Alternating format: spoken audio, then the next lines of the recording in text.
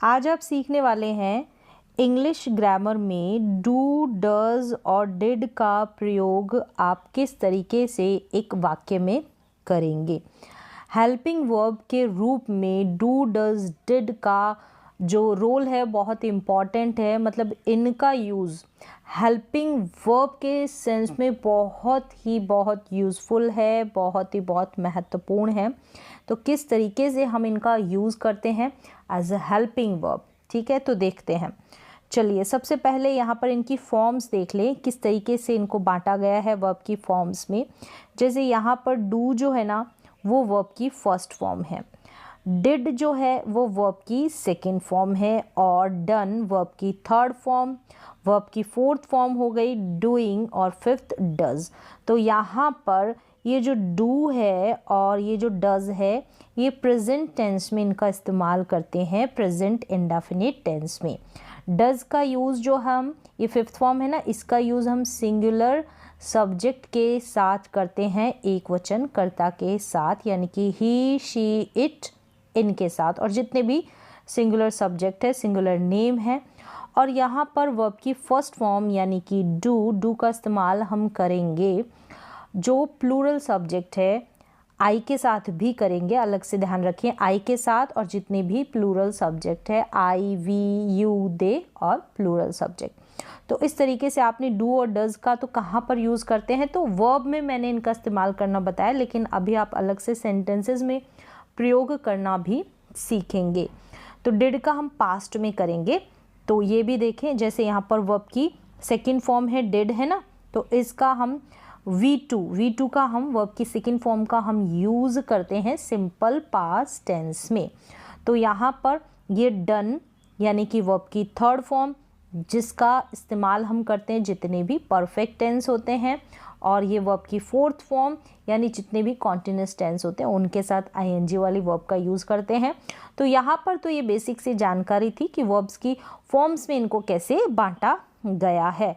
अब यहाँ पर देखें, इसका इस्तेमाल डू, डज और डिड है ना, इनका इस्तेमाल हेल्पिंग वर्ब और मेन वर्ब दोनों रूप में होता है, यानी कि सहायक क्रिया और मुख्य क्रिया दोनों रूप में होता है। तो यहाँ पर जो इनका इम्पॉर्टेंट रोल है वो हेल्पिंग वर्ब के रूप में ज़्यादा इस्तेमाल होता है, इसलिए इम्पॉर्टेंट रोल वही है इसका।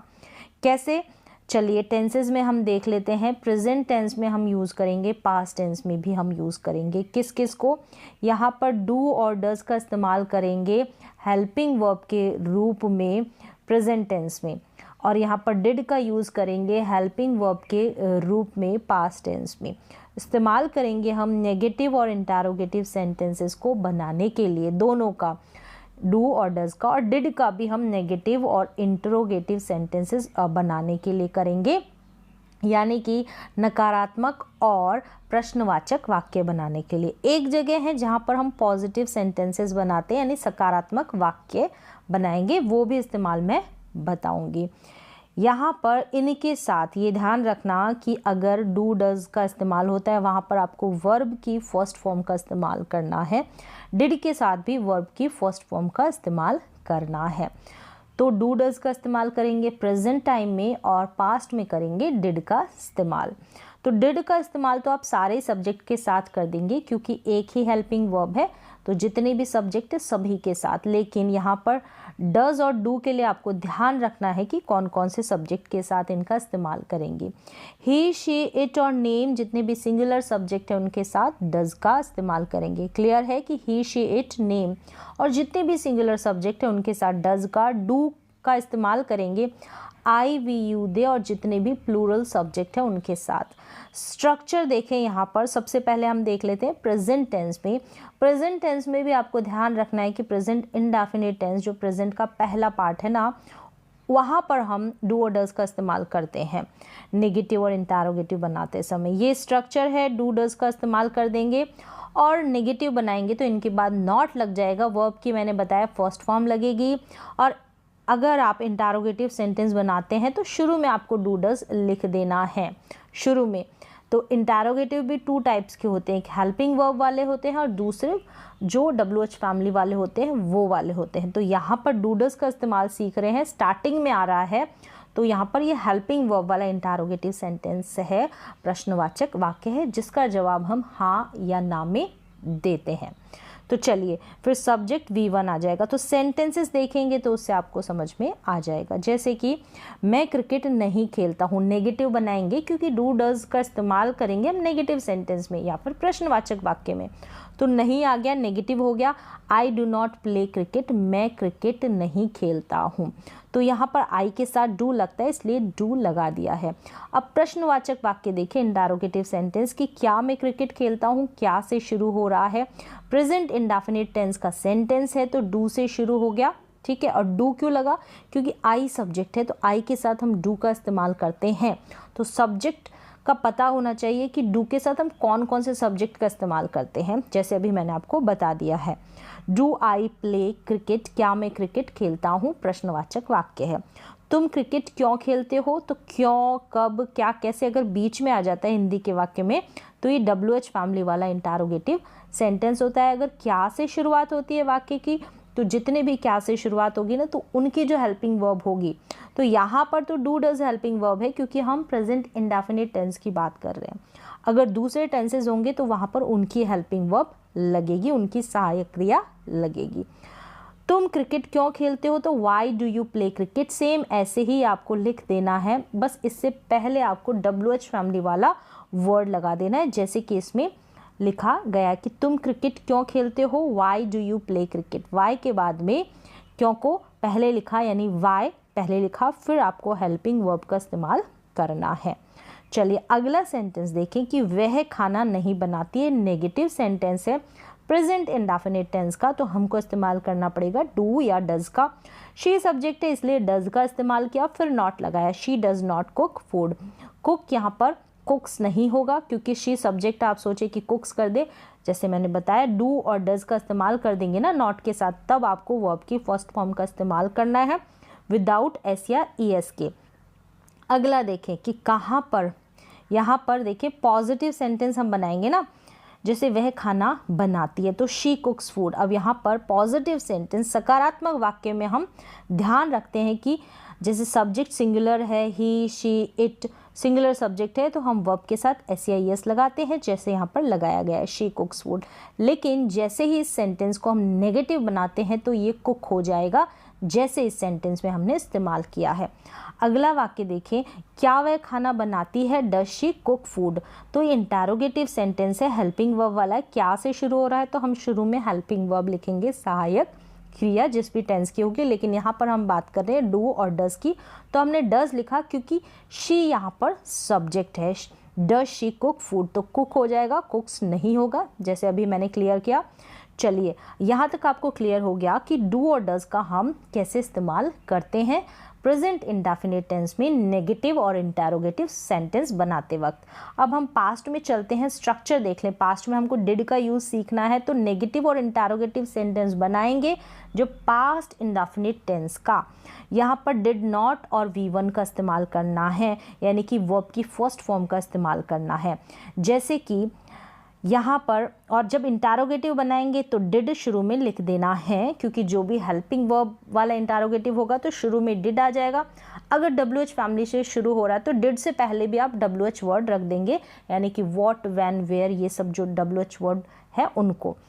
अब यहाँ पर देखें, जैसे मैंने क्रिकेट खेला, आप अगर सेंटेंस बनाएंगे पास्ट इंडेफिनिट टेंस में, पास्ट का भी इंडेफिनिट है, यानी जिसको हम सिंपल पास्ट टेंस बोलते हैं, पहला पार्ट। तो यहाँ में रूल क्या होता है यहाँ पर कि वर्ब की सेकंड फॉर्म का इस्तेमाल होता है। अगर पास्ट इंडेफिनिट टेंस की बात करते हैं तो प्ले का प्लेड हो जाएगा, आई प्लेड क्रिकेट, ऐसे बना देंगे सब्जेक्ट और उसके बाद V2 वर्ब की सेकंड फॉर्म। अब इसको अगर नेगेटिव बनाएंगे तो यहाँ पर नेगेटिव के लिए मैंने बताया इसमें है डिड, तो डिड नॉट लिखेंगे। आई डिड नॉट, प्ले का प्ले, प्लेड था ना उसका प्ले हो जाएगा, यानी कि डिड का जहाँ पर इस्तेमाल करेंगे, डिड नॉट का जहाँ पर इस्तेमाल करेंगे वहाँ पर आपको वर्ब की फर्स्ट फॉर्म का इस्तेमाल करना है। क्योंकि ये जो डिड है ना, अभी मैंने शुरू में जो वर्ब की फॉर्म्स बताई, तो तो डिड क्या है, वर्ब की सेकंड फॉर्म खुद ही है, तो हम अलग से दूसरी सेकंड फॉर्म नहीं लगाएंगे। मेन वर्ब को हम, ये जो मेन वर्ब है इसको हम इसका सेकंड रूप नहीं लिखेंगे। तो I did not play cricket, क्या तुमने क्रिकेट खेला, डिड यू प्ले क्रिकेट, क्या से शुरू हो रहा है, इंटरोगेटिव सेंटेंस है, तो हम शुरू में हेल्पिंग वर्ब लिखेंगे जिस भी टेंस की होगी। तो यहाँ पर हम बात कर रहे हैं डिड की, यहाँ पर ये पास्ट इंडेफिनिट टेंस का सेंटेंस है। तुमने क्रिकेट क्यों खेला, why did you play cricket, why शुरू में आ गया, फिर डिड आया है, क्योंकि ये WH फैमिली वाला WH फैमिली वाला इंटरोगेटिव सेंटेंस है, हेल्पिंग वर्ब वाला नहीं है। तो WH फैमिली के बाद, WH वर्ड के बाद हमको डिड जो हेल्पिंग वर्ब है वो लिखनी होती है। तो Y did you play cricket, तुमने क्रिकेट क्यों खेला। तो इस तरीके से आपने देखा कि हम कैसे नेगेटिव सेंटेंस और इंटरोगेटिव सेंटेंस बनाते हैं, तब डिड का इस्तेमाल करते हैं पास्ट इंडेफिनिट टेंस में। अब देखिए यहाँ पर हम पॉजिटिव सेंटेंस में कब इस्तेमाल करेंगे, यहाँ पर तो हम डू डज का इस्तेमाल करेंगे, यहाँ पर हम डिड का इस्तेमाल करेंगे। कैसे करेंगे, सिचुएशन देखें, जैसे कि जब कोई बात को जोर देकर बोलेंगे तो वहाँ पर आप इस्तेमाल करेंगे, जोर देकर, दबाव देकर। कैसे, जैसे कि मैं पढ़ता हूँ, आपने बोला मैं पढ़ता हूँ, तो आई स्टडी, आई स्टडी मैं पढ़ता हूँ, आपने सिंपल सा बना दिया प्रेजेंट इंडेफिनिट टेंस में, मैं पढ़ता हूँ सब्जेक्ट और फिर वर्ब की फर्स्ट फॉर्म, सब्जेक्ट के साथ आपने वर्ब की फर्स्ट फॉर्म का इस्तेमाल किया, आई स्टडी। अगर आपने इसको जोर देकर बोला इसी बात को कि मैं पढ़ता तो हूँ, तो आई डू स्टडी, आई के बाद सब्जेक्ट के बाद सब्जेक्ट के अकॉर्डिंग आपको डू और डज लगाकर जोर देकर अपनी बात को रखना है। अगला देखें, वह पढ़ती है, तो शी स्टडीज़ आपने बोला सिंपल सा कि शी स्टडीज़, वह पढ़ती है, तो आपने प्रेजेंट इंडेफिनिट टेंस में सेंटेंस को बनाया। लेकिन आपने जोर देकर इसी बात को बोला कि वह पढ़ती तो है, तब आपने शी डज स्टडी बोला। डज के बाद में आपको स्टडी रखना है, स्टडीज़ नहीं लिखना है, क्योंकि जैसे मैंने बताया डू हो गया या डज हो गया, उसके बाद में कोई SEIS नहीं लगाना है वर्ब के साथ। तो जोर देकर बात को रखना है तो आपको सब्जेक्ट के बाद में डू या डज लिखना है सब्जेक्ट के अकॉर्डिंग। ऐसा ही सेम हम पास्ट में करेंगे डिड के साथ भी, जैसे कि मैंने पढ़ाई की, आई स्टडीड, यहाँ पर वर्ब की सेकंड फॉर्म है, लेकिन जोर दिया कि मैंने पढ़ाई की तो थी, आई डिड स्टडी। तो इस तरीके से आप जोर देते वक्त इसका इस्तेमाल कर देंगे। और भी जगह हैं जहाँ पर आप डू नॉट और डज नॉट का इस्तेमाल करते हैं या डिड नॉट का इस्तेमाल करते हैं, हैव के साथ करते हैं, दोनों का हैव के साथ इस्तेमाल करते हैं। जब हैव के साथ कब करते हैं, विदाउट वर्ब करते हैं, विदाउट वर्ब, पास नहीं है के सेंस में, पास नहीं था के सेंस में, पास नहीं है प्रेजेंट में, पास नहीं था पास्ट में। पॉजिटिव सेंटेंस, जैसे कि आपने बोला कि मेरे पास कार है, तो आई हैव अ कार, ऐसे बोला। अगर नेगेटिव बनाते हैं तो आपको डज नॉट हैव या डोंट हैव का इस्तेमाल करना पड़ेगा।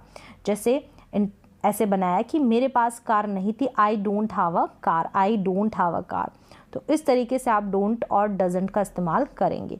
उसके पास कार नहीं है तो शी डजंट हैव आ गया, शी सब्जेक्ट है तो डज लगेगा।